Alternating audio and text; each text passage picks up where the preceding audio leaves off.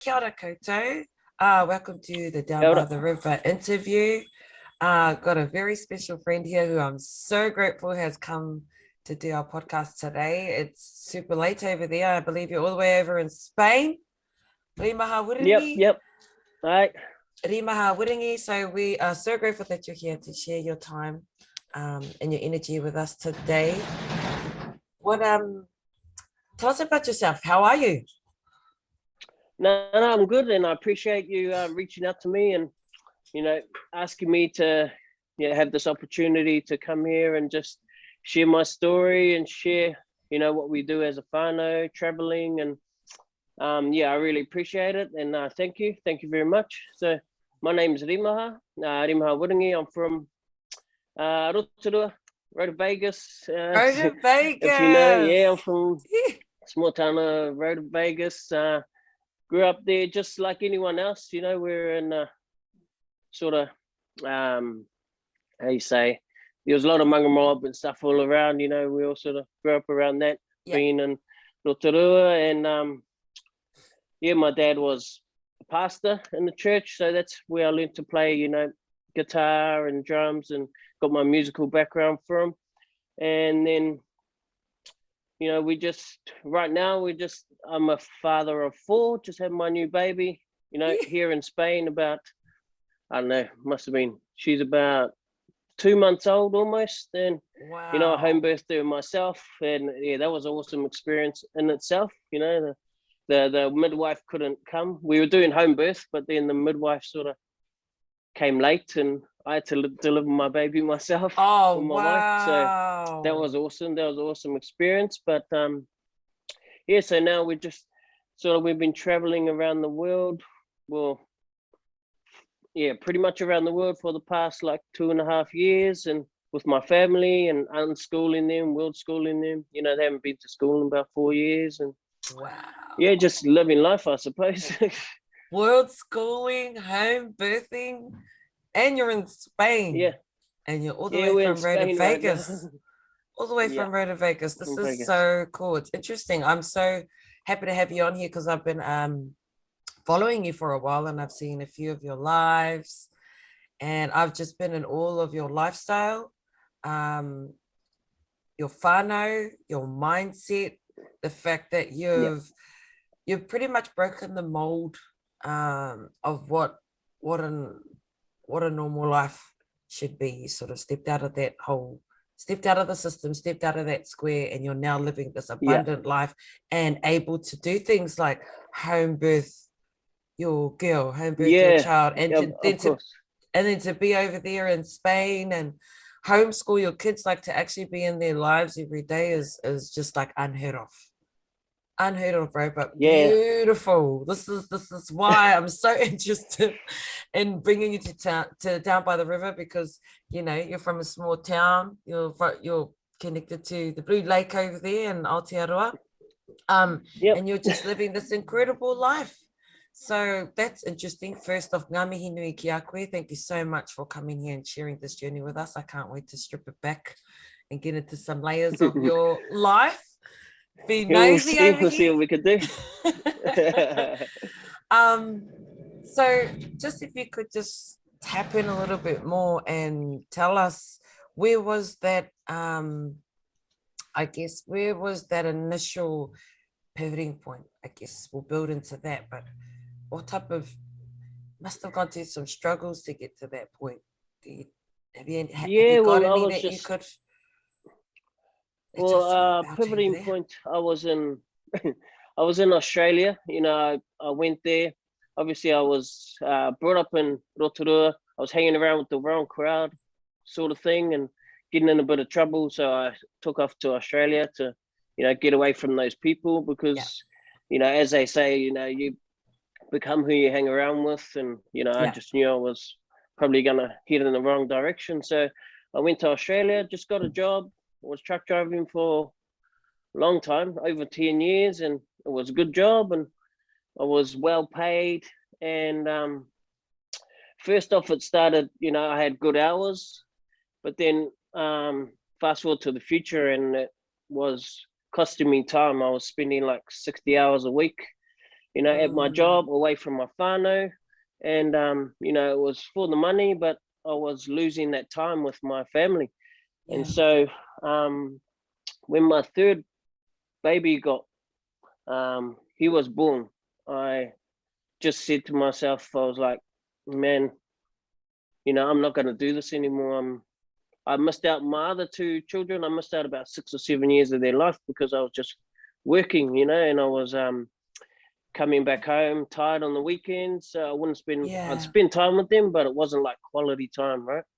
And so when he was born, I said, like, man, stuff this. I have to try and look for some other options. And yeah, I just started working on myself and listening to audiobooks. So those 50 hours a week driving in my truck, I was just listening to audiobooks about self-development, you know, books like, you know, Think and Grow Rich by Napoleon Hill. It's an old one, but it's a good one. Yes, A lot of old books. I'm still yet to read that one.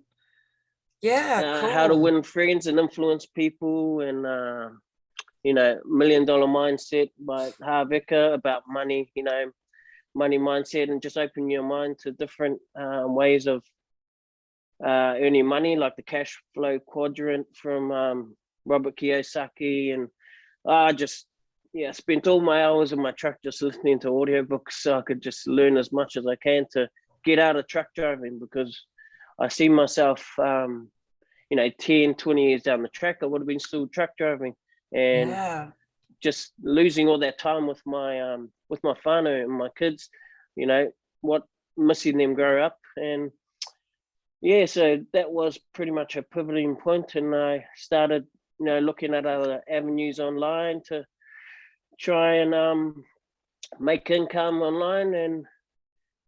And we started doing unschooling, or we started off homeschooling, but then that wasn't for us, you know, with the curriculum and all that, and that wasn't for us. It was too regimented, or just you had to do this, you had to do that. And we progressed into unschooling, where we just sort of do whatever we like. And yeah, my kids, our focus on homeschooling, or unschooling as we call it, it's just to for my kids just to find what they're passionate about, or find what they love doing, and just sort of support them in that. You know, we don't really do too much, you know, there's no algebra or chemistry, or, you know, Pythagoras theorem, none of that sort of stuff.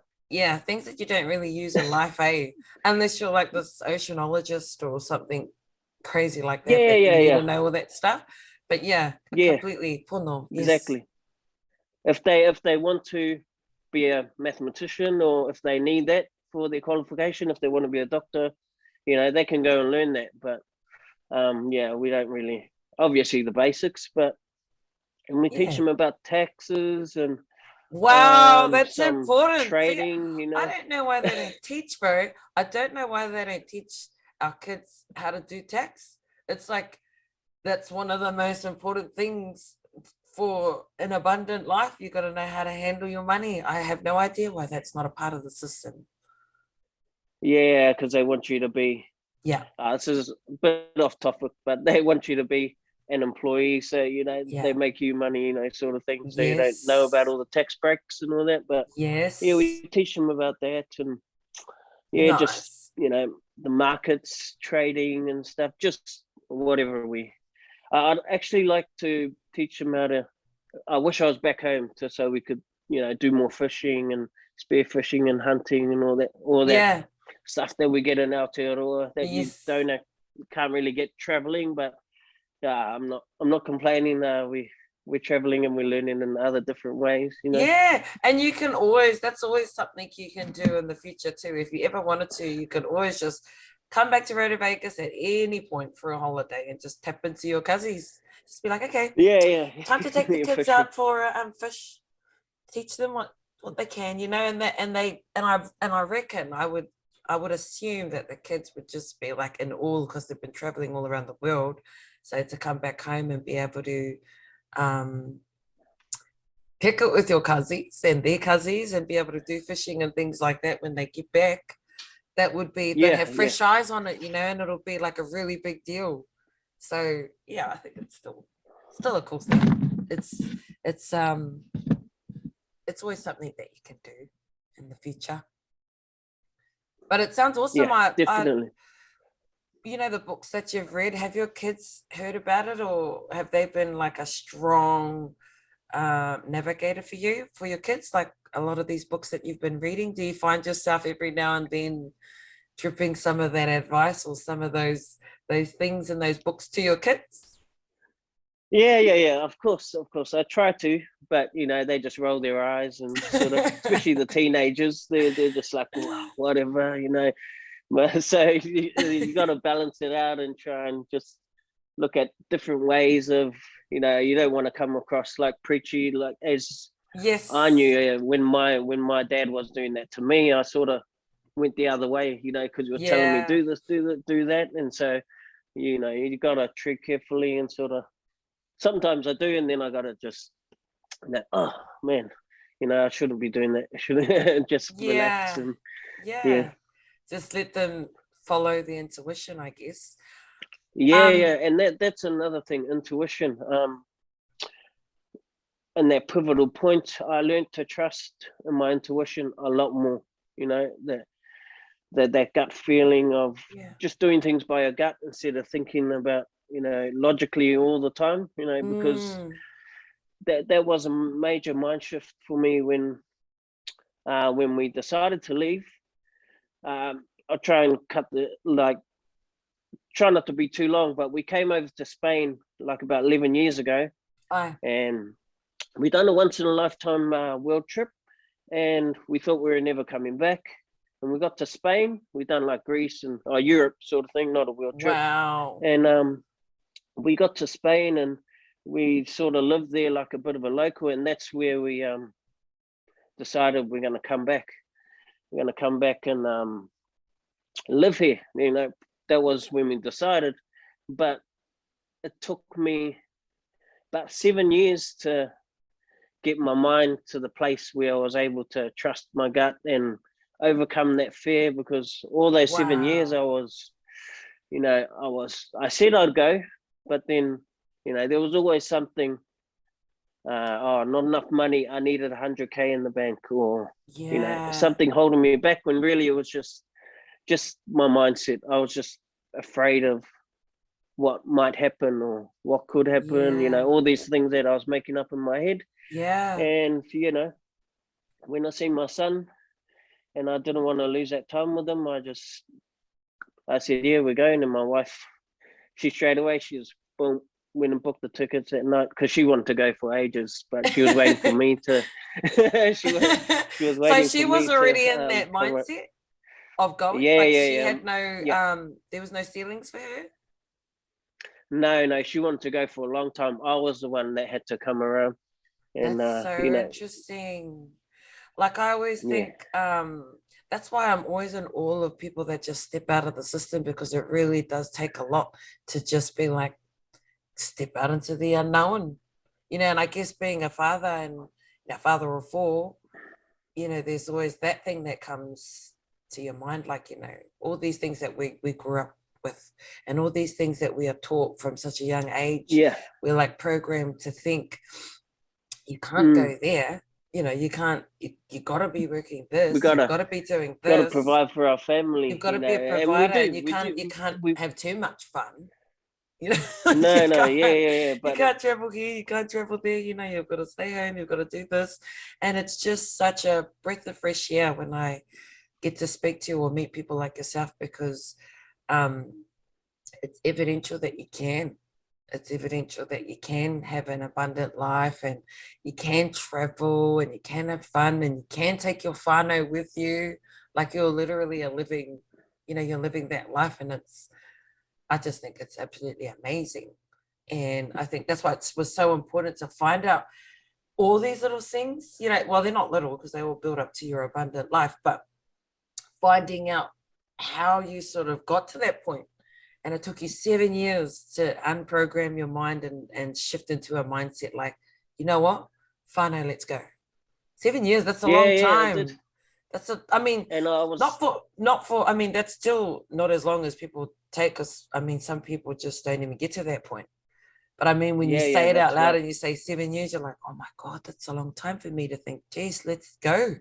Let's just go. It is. It was a long time, and I met a guy when because I was telling people that I was going to Spain for a long time, and a lot of people didn't believe me because I was trying to manifest it, right? I was trying to say, yeah, I'm going to Spain, Yes. I'm going to Spain, I'm going to Spain, and I'm then out. I'm off. 5 years. Yeah, but 5 years down the track, I'm still saying we're going to live in Spain, we're going to live in Spain, and a few of the boys at work, they're like, when are you going to Spain? You've been saying it, all that, trying to Yes. All that put doubt in your mind, energy. sort of thing. Yeah, Yeah. yeah, and then I met a guy who was just a guy on when I was truck driving actually, and I was saying to him, I'm going because I was so excited about leaving, and that's when I had told my job that I was leaving, and he was about 50s, 60s, and something he said to me really stuck. He was like, "Man, I'm like 60. My kids they're all gone, grown up, having their own kids, and he said, I wish because I was like 30, 35 or whatever. He goes, I wish I found out when I was your age. I found this out when I was, 55 and my kids were already gone and they had left. And that sort of made me, you know, punch in hard as well. Like I'm doing the right thing because, I was doing it for my kids. I Yeah. was trying to get that Confirmation. time back. Yeah, confirmation, trying to get my time back with my kids. And he was like, man, I missed all my kids' childhood because I was working. And that was like about 3 weeks before I was leaving. So I was like, oh, that's awesome. Just some random guy I met and I was talking to on the street Yeah. while I was working. Yeah. That's Yeah. incredible. Some of those types of things I believe are supposed to happen. Hey, what do you reckon? Like, I feel like, especially when you're on this journey of, I would call it self-discovery too, and unlearning a lot of things and then tapping into your intuition. I mean, it's because we're not, I guess, really taught to follow through with that because we're always told what to do.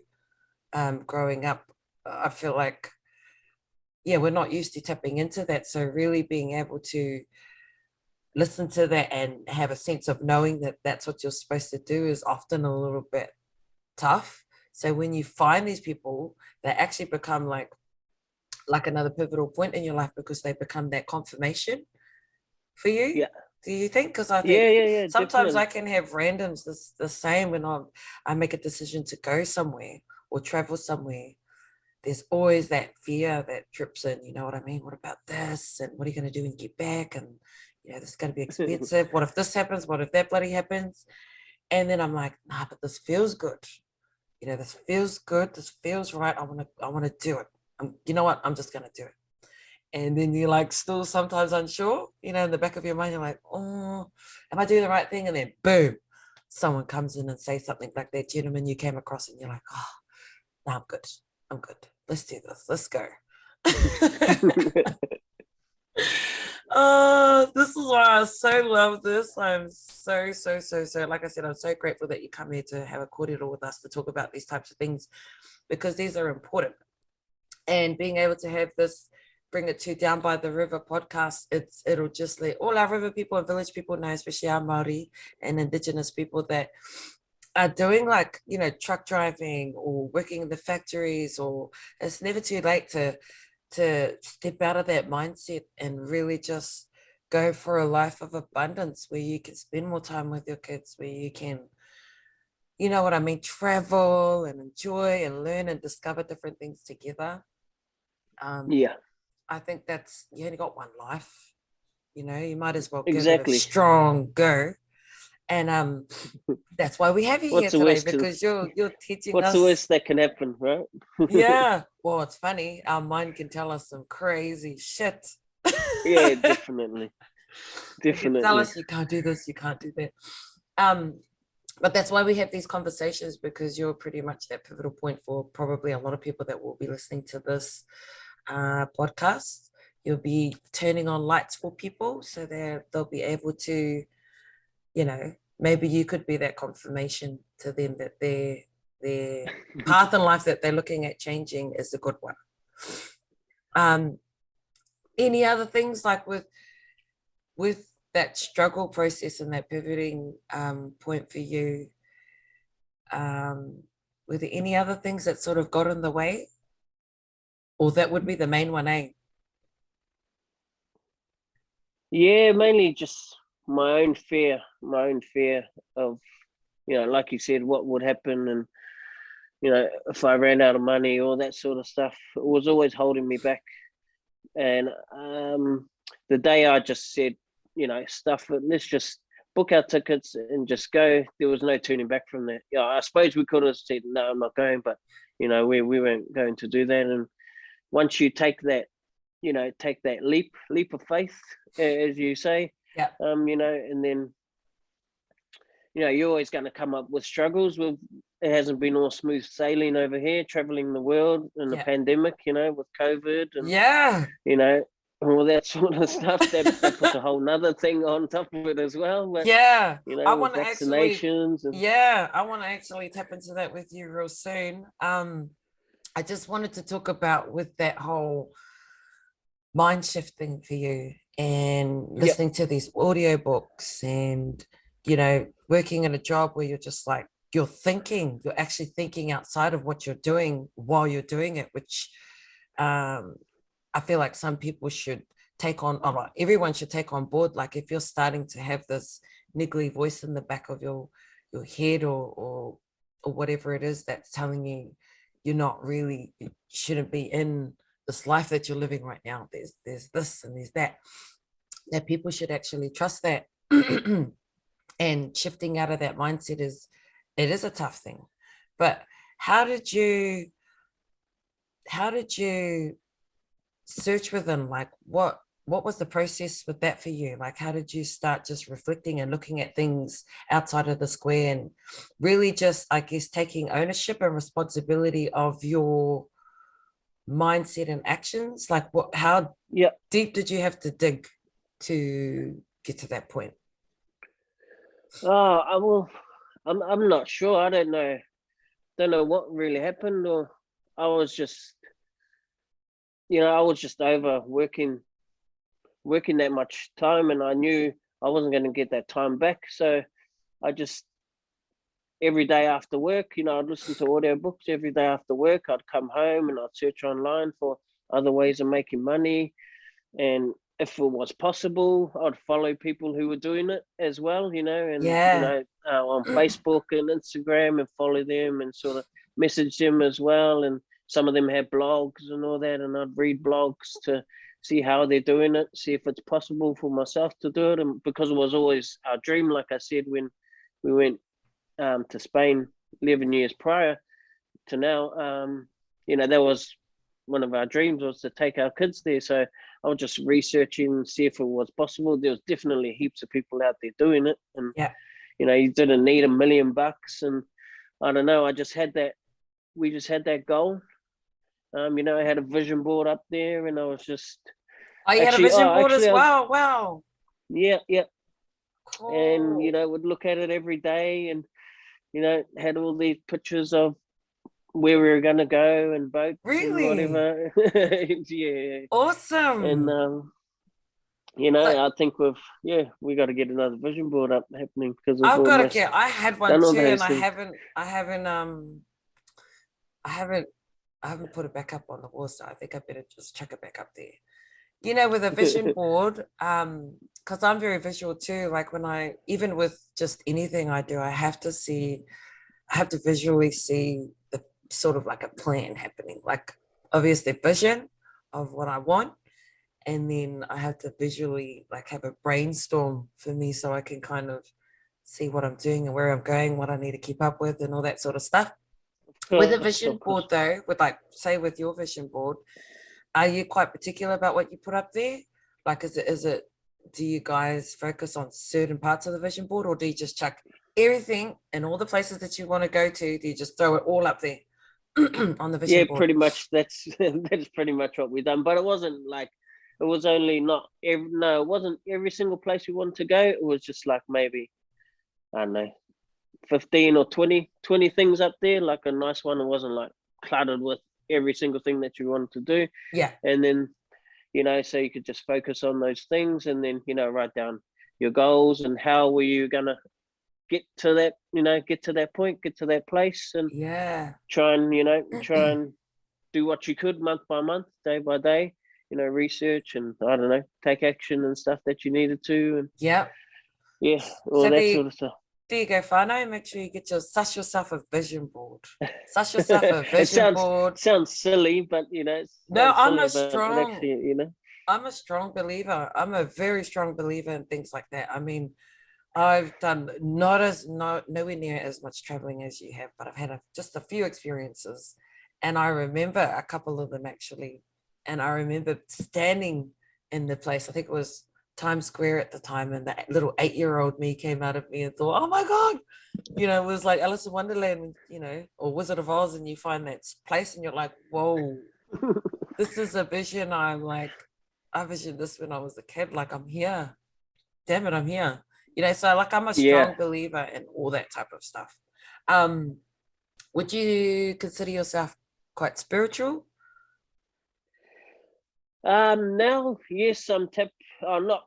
I wouldn't say quite spiritual, but I like I said, when I was younger, I was brought up in church. So my dad was a minister, and I was always going to church all the time. But I sort of, as teenage years, I sort of stopped going to church. But now, I definitely am more than I used to be. I've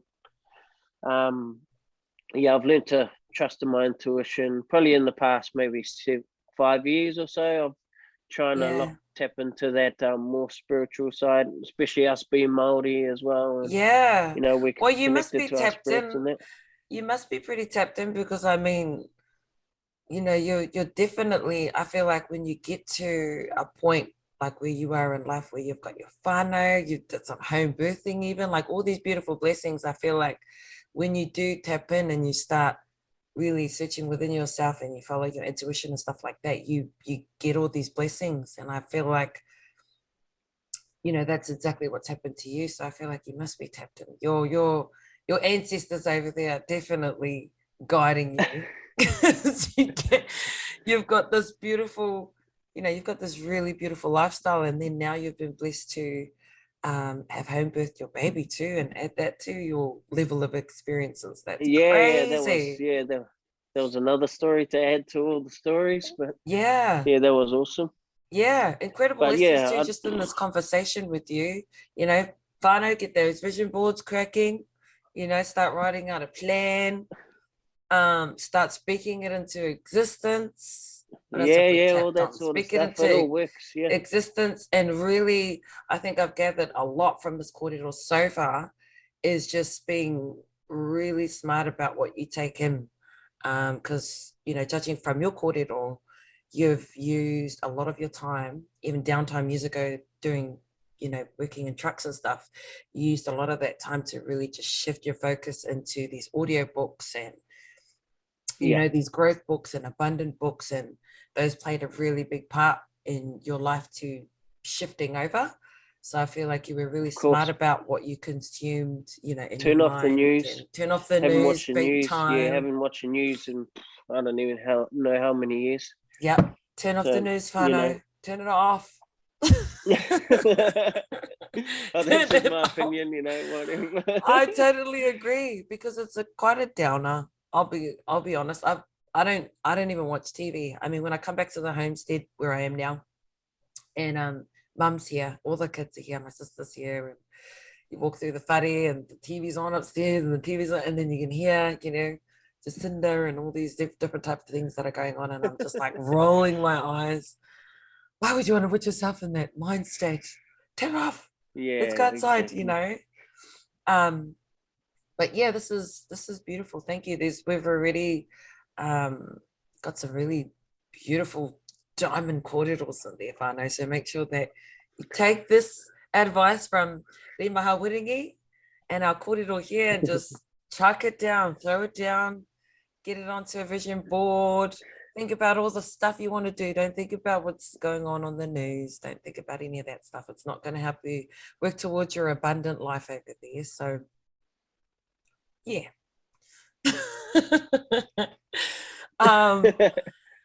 What are some extra because we've gone over those types of things, what are some other, I guess, what are the top 10 suggestions? Let's go for 10. I was going to say 5, but stuff it. We got you here now. So let's go for 10. What are the top 10 tips or suggestions that you would suggest to our whānau to do to get into I don't know. that life of abundance? I mean, you can still say what we've pretty much already talked about, like the vision board and the audio books. Like, what are some really strong points? What's the best books that you feel like really helped you? Well, yeah. Some books I like. Secrets of a $1 Million Mind. It's like I'm not sure if you know about it. By Harv Eker. It's really good on getting your money mindset on how to, different streams of income and how sort of touches on stuff like attraction, law of attraction, and all that sort of stuff.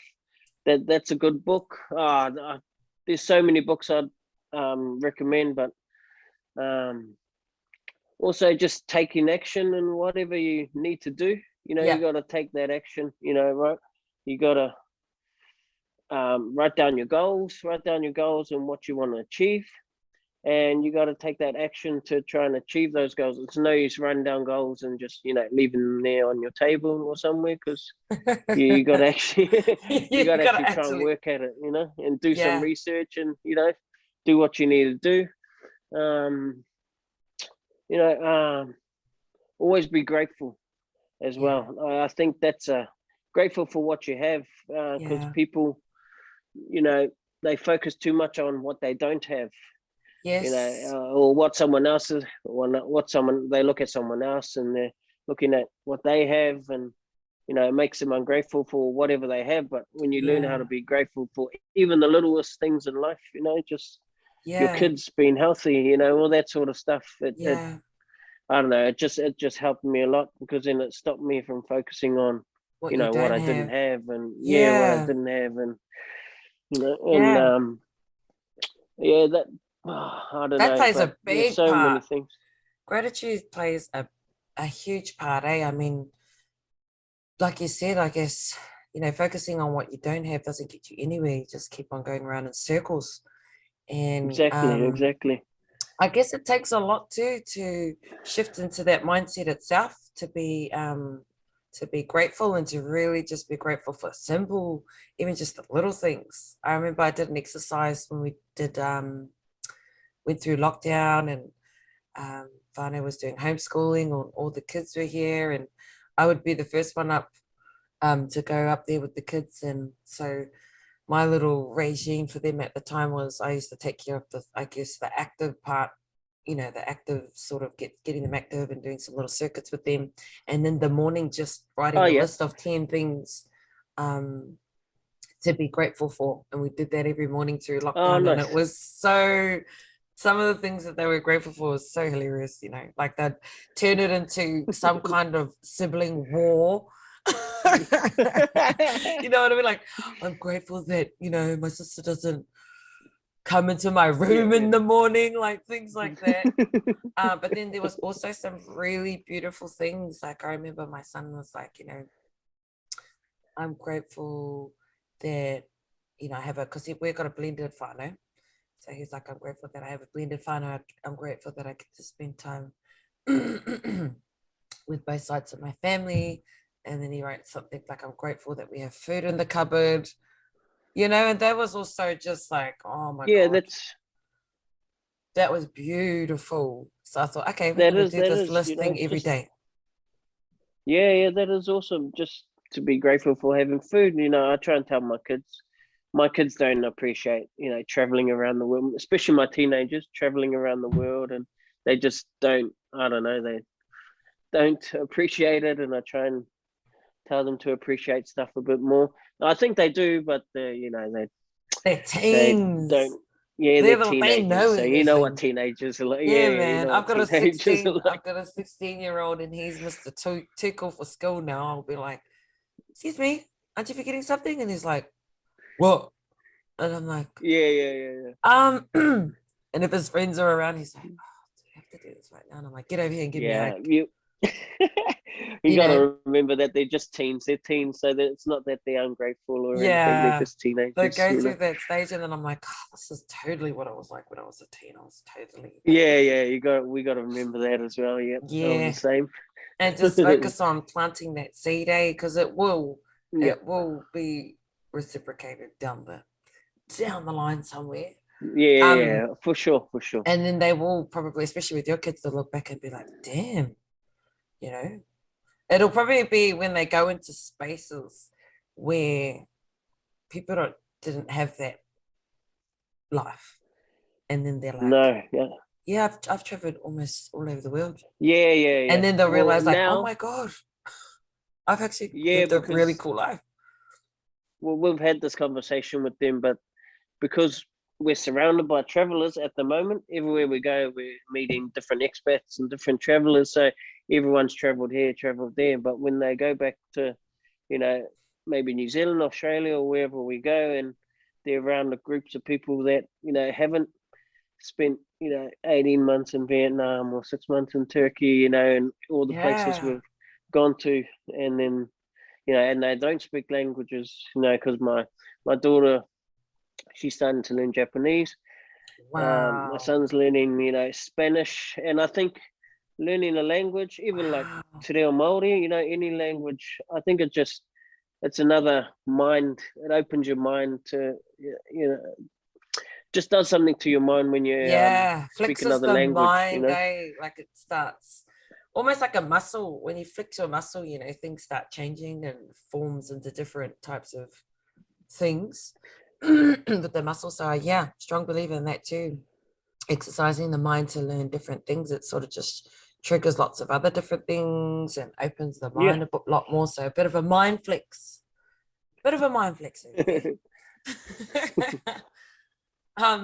So what's next for the whānau? What have you guys got on the cards? Well, not much really. We're just chilling here in Spain for now. We're just waiting for my baby to be born. She was born, and now we're waiting on her birth certificate so we can get her a passport. She still hasn't got a passport. Yeah. So we can maybe travel to another country, but for now we're just chilling in Spain, and summertime's coming, so we are looking at going maybe to Croatia or something, like somewhere different. Excuse me, just because oh yeah, or Portugal. Well, all these countries are quite close to where we are, so it's not like, you know, it's not far, but it's just because Spain gets really packed over the summer, and especially where we are, of people over and there.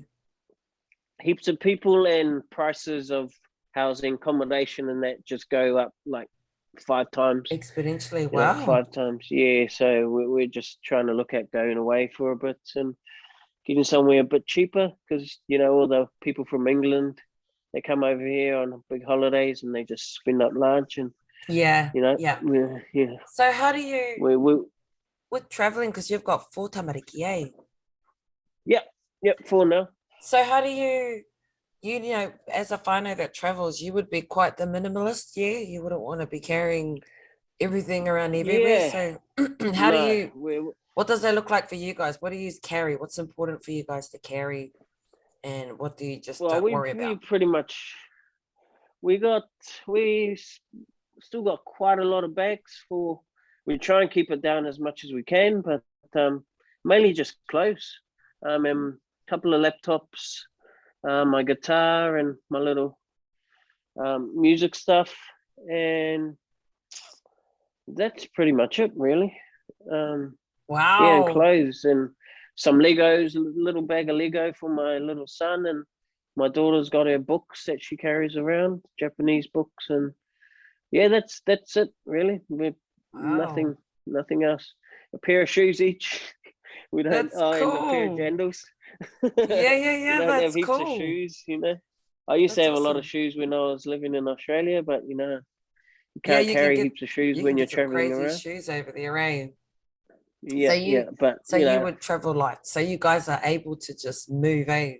I was wondering, because I'm like, how do you move so much and then like you know, in a normal life, you would have furniture and TVs and yeah. Well, couches that's and just all sorts. yeah. Well, that's a blessing. Like when we move now, it's really quite easy. We just pack up our bags and go. And so there's none of this furniture moving and hiring a truck and taking, 2 days to So move and all that sort of thing. do you guys get places where it's furnished? Is that how you Yeah. We always get places where it's finished, pretty much always. Yeah. wow. In Vietnam, how was because you were there, were you there before this place? Yeah. How was what was the Yeah. setup like over there? Because I remember that one was by the beach, I think. You were by the beach, if I remember Yeah. right. Always by the beach, actually. Is it We try quite and cheap go always there? by the beach. Is it a Vietnam is, really good place to like live? I love Vietnam. Yeah. I want to go back there. Yeah. It's one of my top places. Very cheap. Um, yeah, I could say a lot of good things about Vietnam. Very cheap. So cheap you don't even cook because it's just as cheap to eat out every night, so you never have Yeah. to cook. Yeah. People are nice, weather's nice, beaches are pretty good. Bit of rubbish, a lot more rubbish than New Zealand and Australia, but no, Vietnam was awesome.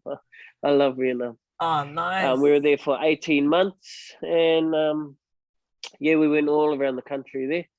And same thing, just stayed in furnished places, and no, that was one of my favorite spots. Was Vietnam. Nice. What are like your top three places that Okay. you've stayed at? So far it's probably been Vietnam and Turkey. Vietnam, Turkey. I know maybe Philippines as well. Oh, the Philippines, Philippines. Vietnam, Turkey. Yeah. What did you like most about the Philippines? I like playing basketball with all the Filipinos. Oh, they're awesome. I feel like I honestly feel like we're very much the same. Like our just the way Yeah. we are, like cheeky. You know, I get along with Philos heaps, especially over in Aussie. I had so The many people Filipino as well. Yeah, friends. the people are nice. Yeah, the Yeah, they're people. warm. They love, fun gatherings and kind and Yeah. yeah, nice. Nice. I can see how that would resonate with you. Yeah, I just like Asia, to be honest. Most Yeah. of Asia. Like it's nice over here in Europe and everything's nice, but what we like is different, different culture, and like you get over Europe, it's pretty much just like Australia or New Zealand, with a different language and a few different things. But you go to Asia or India or something, and it's like I haven't been to India, but Oh, I you was know, gonna say, have you been to India? no, that's on our list. But yeah, Nice. you go over there and it's everything's just totally different. Motorbikes everywhere, total culture shock sort of thing, and Yeah. that's what we like, and it's a bit more just I think we like a bit more third world countries, like I haven't been to Yeah. Mexico and that either, but we want to go there as well. South Yeah. America. Yeah. The third world countries have, I mean, I've only been to Thailand and Bali, but I feel like Yeah, they remind you to be grateful. They're so happy. They're such yeah. happy people, and they're happy with just the simplest things, and like that's And what I love everything's about just those so countries. simple. Yeah, Everything is simple there. It's not complicated. Everything's like yeah, really simple. yeah, Go to the markets every day. No, it's nice. It's a nice way to live. yeah. Um, in regards to your music, just wanted to tap into that side. Yeah, So you sing and play? Do you write? Do you write songs as well? yeah. I write songs as well. I haven't in a while, but yeah, I used to write songs a lot. What has been Um, your musical experiences and for how long? no, I haven't really. I've been playing all my life. Playing guitar all my life, and I played drums and a little bit of piano at church. I got up in a Wow, church band. I was in a church band. I we're the haven't best really. fans. I got up to Australia, started DJing for a little bit. Nice. Done some DJing for a bit, and my deck sort of needed upgrading and I didn't have the cash. But yeah, that was awesome. And then I sort of progressed into more like using software like Pro Tools and Logic and producing nice sort of production thing. stuff. Yeah. Yeah, engineering and production. And that's what I've been doing for probably more of the last, I don't know, 5 to 7, 8 years or something, just learning the production side and mucking around on the computer and recording stuff. And yeah, Are you gonna put any of that stuff out for us to have a listen to, or have you got anything yeah, out there? of course. Yeah, one day. I need to give me a Yes. proper studio, But yeah, that's probably just an excuse as well. It could be. I think I've seen you jam. I've seen you jam a couple of times on the live. I'm like, oh, choose the bro jams even. I think you did like, might have been a mashup, or I think he did like an Usher jam or something like that. I was like, oh, and the bro sings too. Okay then. Right. Right. Yeah. I always love music. Yeah. Yeah. Nice one. So what would be your, I guess, main advice to our whānau out there and our listeners out there? What would be your main advice for our whānau? Just in, yeah. Yeah. Yeah, I've got to ask this question too. I don't really like this question because I don't know. Like, I mean, it doesn't have to be, just, not in a preaching way, just in a way that I'm just curious. And I feel like someone that is walking in your purpose, I guess. yeah, I don't know, just sort of, yeah, don't let fear, hold you back on what you want to do in your life, and don't just go and just go and do whatever you want to do, whatever makes you happy, go and do it. If you're not happy what you're doing right now, find other ways of living your life the way that you want to live it. I know there's plenty of stuff out there, that you can do, that people are people just open your mind to, there's opportunity around every single corner. And if you don't open your mind to it, or if you don't take that opportunity, it's going to go. Yeah. And beautiful. just don't be scared to think out of the box. And I'm not saying sell everything and go travel the world like we done, but if that's what you want to do, and you really have, if you have that desire, whatever it is to do, if you want to go sing, if you want to travel, if you, whatever it is that sort of is, you can feel it in your in your wairua, you want to do something, I reckon just go and do it. Don't, time waits for no one. Like you said before, you only get one life, Yeah. may as well live it, and just go ahead and do whatever you want to do with your life, because we're not guaranteed, we're not guaranteed tomorrow or next week or whenever. And that's pretty much what we done. We didn't have a lot of people we've met on our travels have always had like a really sort of, someone went with cancer, their dad, their kid got cancer or suicide, like a changing life sort of moment that made them travel and just do what they want to do, because most people traveling, it's what they wanted to do, but they were always stuck in that mindset or job or whatever it is. But then once this tragedy happened, they just said, man, we only got one life. This is a story that we keep hearing with all these travelers. You only get one life. So, dad nearly died or something. So they just went and sold everything, and, they're living life doing it because, that's what they wanted to do. And well, I never had that, I never had that sort of moment in my life. Well, mine was just my kids. It's still a moment in my life, but no one was going to die or anything like that. But I'm glad, I'm glad that, I'm glad that I made the decision to leave and, do what we're doing. We've definitely had our struggles, and it's not smooth sailing, but we're still here, and we love the way we live.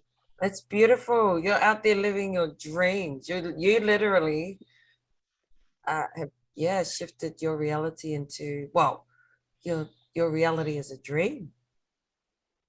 It is like you're out here living your dreams, bro. That is freaking awesome. That is so It's beautiful. And it's No, it's nice. it's a beacon of light for us whānau here down by the river, and hope. And it's beautiful because, like you said, you don't have to have a traumatic experience to be able to shift out of the mindset to go and live your dreams. No, you don't. You Strip away the fear, like Rimaha said. Strip away the fear, open your mind, and allow those possibilities and opportunities to just flow in. Yeah. Yep. There's so many different things I wanted to tap in regards to you, but I know how late it is over there, and I don't want to like keep you up all bloody night. You probably got so many things you're going to be doing tomorrow. But it's I was going to go into the whole, the whole leveraging and like how do you do all that sort of stuff, but no, we've got the main core, which is just, I guess, being grateful, opening your mind, shifting that mind state a bit, opening your arms to opportunities. So I think that's gold. That is perfect for our whānau. So sweet, yeah, definitely. But thank you. I wish you nothing but blessings, love and light, Mauri aroha, Mauri blessings for you and your whānau. I'm definitely still following you, watching what's going on over there. So the next time you have your lives, I'll be like, hey, it's on live. Make sure you go and watch it.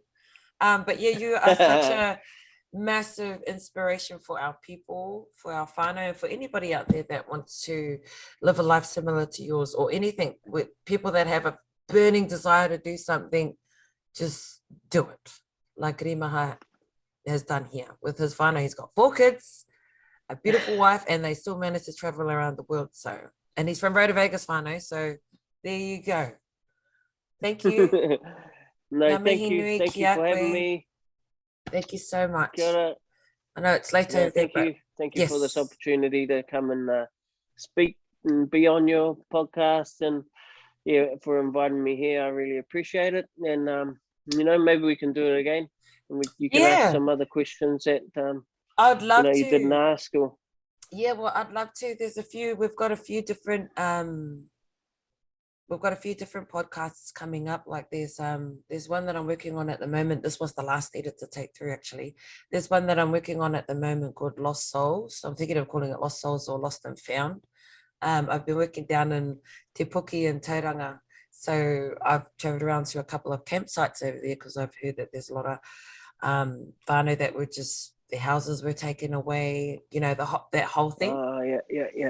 And just tapping in and having kōrero with them about, how are they getting on? Like now they don't have their homes, they're like at these campsites now, but they're very grateful. Like they've just their lives have actually been quite simplified without these types of things. And it's all, I wanted to tap in and do a podcast about that, to help people that are going through those struggles and help them gain a little bit more perspective around being grateful for the blessing, the underlying blessings, even though it's such a tragic thing that has happened because of the system.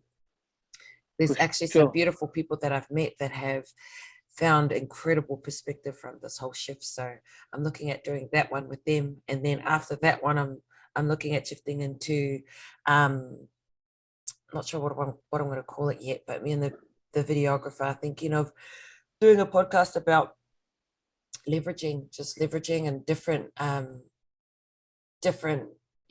shifting into a growth mindset rather than a fixed mindset, and all the different things that you can do, to the little tips that you can do to, I guess, learn about leveraging and all that type of stuff. So that one's coming up. So I'd love to tap into you about that stuff, because I know you're sort of into that.